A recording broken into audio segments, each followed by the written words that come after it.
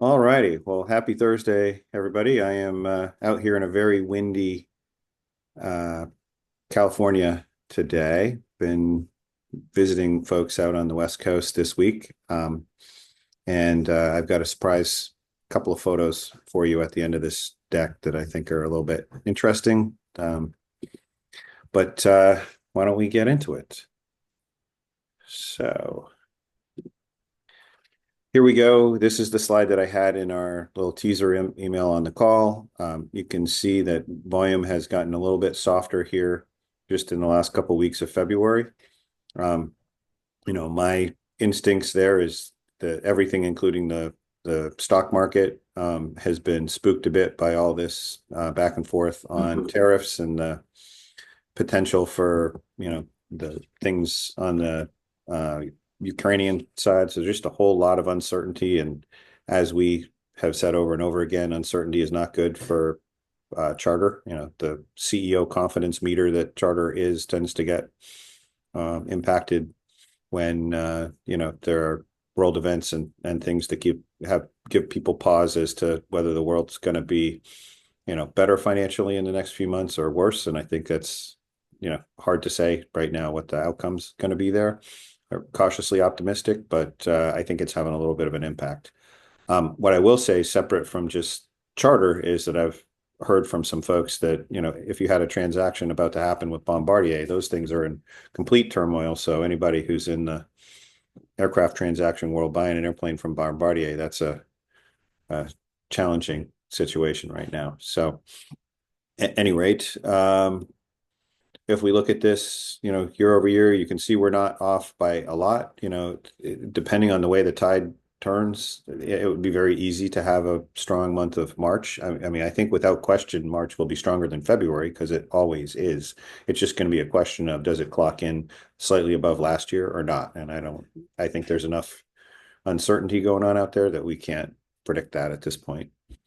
Um, when we look at Part 91, it's doing a little bit better, but it's impacted as well. I mean, global things affect the whole market. So Part 91 is off, give or take the sort of the same amount. So it was up 3.7%. It's now only up 1.9%. So we're seeing that market or part of the market temper. And just as a reminder, the way we look at stuff, 91 includes 91K. So this is fractional and corporate flying. And when we look at it in the multi-year view, and same deal, you can see we're just slightly above where we were last year for the month of February. And these trend lines are kind of hard to interpret until we get several months out there. So we've only really got 2 months to look at. And then here it is for combined traffic. It's off less than 1% when you add it all together. It's off compared with this month, with the first month, but it's still up when you look at it, month over month or from last year. So at any rate, getting into our trends by size class, here is the light jet size class. As we have seen in every report so far this year, light jet size class has been off. It's off a little bit more than the year-to-date amount here. I mean, clear to see that we've got a gray above red, which means we've got a declining trend there. Here's mids, which are doing strongly as they have all year. Super mids, crushing it, but again, not to quite the same degree as they were earlier. And large cabins are now off a bit. We had a little dip there. Turboprops are off as they have been all year. So then we look at our major markets. Here is LA with the airlines tracking up 1% for the month. Here's GA only tracking up 3.9% for LA. When we look at Van Nuys, a different story. It's been off all year, and I just showed up here. I'm in a office at one of the operators here. So when I get done with this, I'll get some more insight on sort of how this market is behaving right now with the aftermath of the fires and all of that. Here is LaGuardia. And as I say every time, this is an airline barometer airport. The ups and downs here, these downs are Saturdays in a domestic only airport market. When we look at Teterboro, you can see that while the overall trend wasn't great and was sort of in a decreasing trend. That is not the case for the New York market. When it comes to Teterboro, it's up slightly. Here's White Plains, still up, just not quite as strong as it was earlier. Not seeing these kind of spikes, but still in positive territory. Farmingdale, that in the first half of the month was off, recovered for the end of the month, so it returned. So we had a little dip earlier, but back in business. And here's Morristown, which is also up and up better than the year-to-date trend. So the New York metro market as a whole is pretty strong. Generally speaking, that means that there's just a bunch of business, happening. I mean, an awful lot of this is transient folks coming in. Certainly some of it is the folks in market doing their thing as well. Moving over to Midway. This is Midway with the airlines. It's been off all year. Off to a greater degree. You can note here that year to date, we're only off by 0.9% or just about 1%, but off more significantly for the month of February. So we've seen a dip in Midway. Not quite the same deal with Palwaukee, Chicago exec, only off 1.9%, but that is a flip from being up 6.8% for the year to date. Here is Atlanta Hartsfield, up with the airline traffic a bit. Not the same story here on the GA side, but we also are in sort of low double-digit flight counts as overall. Atlanta Hartsfield is not a big GA airport. And then here is Peachtree that had a softer month for sure, but looks like we had a very strong couple of days just recently. So we'll see how that looks in March. Here we are in Boston with all traffic, and you note here, this is the difference that you see with airports that have a lot more international travel. So the Saturday dips aren't quite the same. And then here's Boston for GA, and you can see it's still in positive territory, but not as strong as it was earlier in the year. Here is Bedford, slightly different, where it's actually doing better on a year-to-date basis, and not, we can see that these peaks happened at the same time and weren't as strong. It's really actually the troughs not being as low that is accounting for this right here. Now here is Reagan, another airport that is domestic with drops in Saturday traffic because it's mostly business travel there. Been some deeper drops this year than in the past. Obviously, we have this one here that's was caused by the accident there. And we can see that it's off a little more than it has been year to date. Then we go look at Dulles, and Dulles is a different story. It's up significantly. This is with the airline traffic. Pull out the airlines, and we're still up pretty significantly in Dulles. I mean, 21% is probably taking the cake. So it's a little bit softer, just like the whole market, off a few points, just like the market, but it's still very strong. Here's Manassas, not quite the same story. It was really big for inauguration, but now we're off from where we were at the highs. Here is Charlotte with the airline traffic, clocking in about 2.6%, pretty much on same trend that we had earlier, and pretty similar trend when we look at the GA side of things too, up almost 12%. Now we go to our second home cities. Hamptons is off season. It's off 1%, but I mean, it's almost not worth talking about it when the flight counts get as low as they are here. Here's Aspen with the airlines. We take out the airlines and we're just looking at GA. We are talking about 7% dip. Here is Eagle with the airlines. When we take them out, it is right on par. I mean, it's within a flight or two, really 0% difference. So same as last year, which is a drop from where we were in January. Right, here's Denver Centennial, up marginally. Here is Nantucket, same story as our other sort of northeastern getaway cities, off market and down a bit, but not really something to pay attention to when the flight counts are this low. Same deal with Martha's Vineyard. Here is Napa, doing well actually, and considering everything out here. So 5.2% versus a 2.5%. So that's a nice upward tick for that market. And Bandon Dunes also doing well. So these West Coast golf leisure destinations doing okay. Here is Scottsdale. It has rebounded from the Lear 35 crash, and traffic is above last year, but with a little bit of a dip. Here is Jackson Hole, above last year, not quite as strong as we were seeing earlier, but still, strong in terms of 8.7% above the year prior. Here's Hilton Head, off a bit at 2.1% below last year, still trending 0.4% above last year on a year-to-date basis. Then we roll over to our sort of other cities category, Dallas, Addison. We up substantially compared to where we were like for the month to date, right? Up 7.8% there. And then here's Dallas Love, including the airlines, where we're up 1.8 and up even more, up 4% when we pull them out. And I think, as I've said before, Dallas was trending lower than last year for quite some time. And this is sort of a fairly recent trend where Dallas has pulled out and gone back into growth mode. Here is Opa-locka, becoming more and more popular in the South Florida market as an airport. Certainly, it's the preferred airport for Miami today. Here is Fort Lauderdale International, including the airlines. Here it is when we pull the airlines out. So we've had a real spike in traffic there. Fontainebleau's FBO is in there now. I don't know if we can attribute all of this to that, but it's probably a factor. I mean, they run a great show. Hey, Greg, FXE is closed right now. Yep, Got it. that's this, right. Absolutely. Runway construction through March 7th. So absolutely. Yeah, this was international.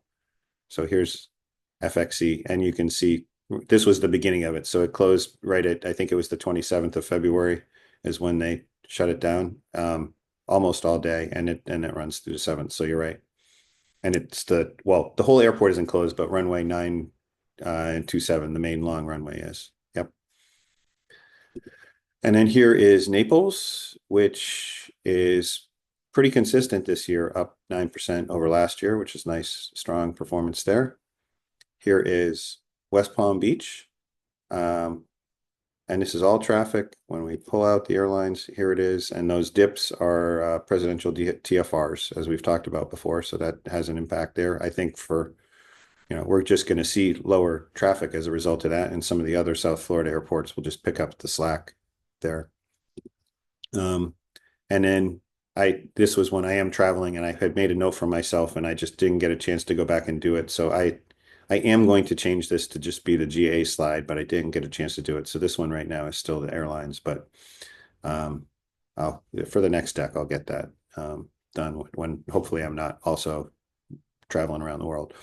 So you can see on the airline basis, it's just trending the same. I mean, with all traffic off about 2% from last year. Now, when we go into our top 50 routes, let's get to the most recent one. Here we go. Up slightly from the last 2-week period. I don't think there are any big surprises in here. We're starting to see a little bit of a slowdown in the north-south. March is still pretty strong for that stuff, but it was stronger in the prior 2 weeks than it was in these 2 weeks. Otherwise, all the trends here look pretty typical for this time of year. And then when we get into fuel, let's just going back a few weeks, and here is the most recent period. So this is a little bit of a mixed bag, but the price changes are all in the single digits, right? So we've got places where a state is up a couple cents or down a couple cents, and it seems like evenly balanced. I mean, we can see sort of the middle of the country, things are going up a little bit, and a lot of the rest of the country, things are going down slightly, but very minor changes. And then this is what it looks like on the overall basis, with dark meaning more expensive, and no new surprises there. Colorado, Alaska, Hawaii, Rhode Island, New York, more expensive, and the center of the country right here is where the cheapest fuel is. So that's it for the standard deck. And then what I want to do, just because we have some guys that might think this is interesting.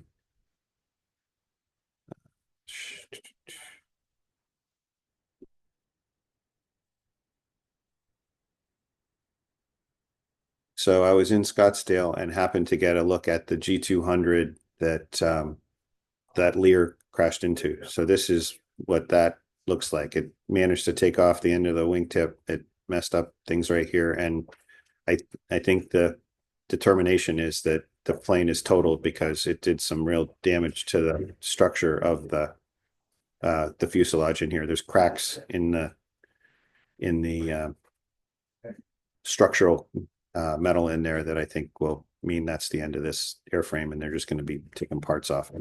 Here's a closer look of where the nose of the Lear went in there. And it did result in a fuel leak, and fuel was all over the place on the ramp and whatnot. But folks that were out there in Scottsdale told me if this plane hadn't been here to stop the Lear, it would have like probably gone right into a bunch of offices where there were people. So in some way it was you know, a blessing that there was something to stop this, and that it's somewhat remarkable that there, with all of this and the landing gear being off, that there weren't sparks that turned into a fire, thankfully. But it was pretty crazy to see that, and thought some of you guys might think that was also interesting.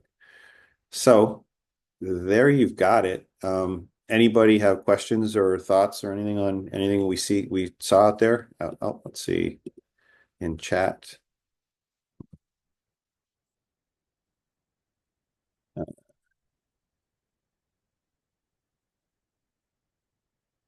I can go back and show Nassau again, Paul. And like I said, I will start doing the GA one on that. I'm just looking at the chat right now. So bear with me 1 second and I'll flip back over. It takes me a second.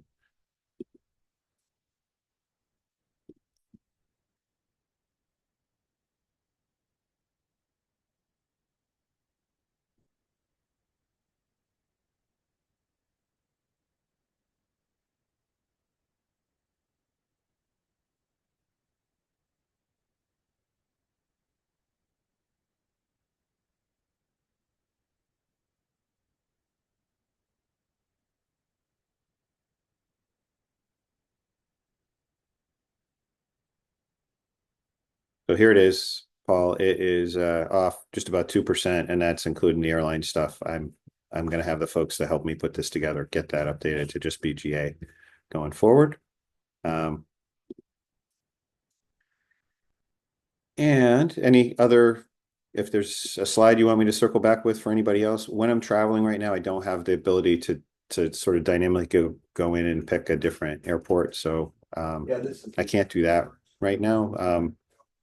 But curious for anybody's thoughts and anything you're seeing out there in the market right now. I'm seeing, slightly softer. I'm not seeing anybody saying that business is up, and it doesn't surprise me just with the geopolitics that we're dealing with right now. But anybody having a banner month?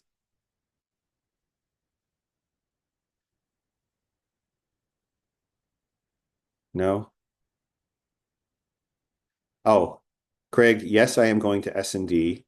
And for anybody that's interested, and David, on this trip, I will not be in Orange County. Normally I try and make it, but I've been on the road all week, so I'm red-eyeing home tonight. But would love to hook up next time I'm out in this trip. And normally I do kind of cover the whole, all the way down to San Diego. So next trip.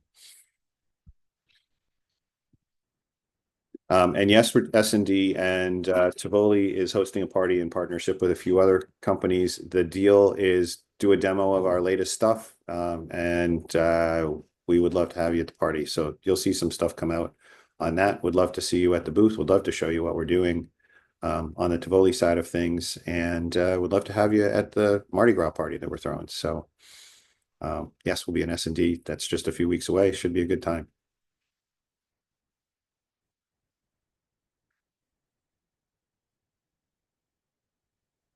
All right.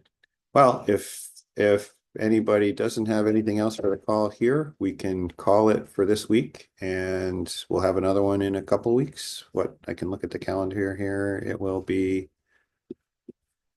yeah, it'll be on the 20th because that gives us enough time after the 15th, and that will be the first 2 weeks of March. So that'll be that, and that'll be just the week before S&D. So that Thursday before S&D, we'll be back on here and we'll run through another couple weeks worth of numbers. Bye, Greg. Thank you. Bet. Thanks, everybody. Have a good one. Take care.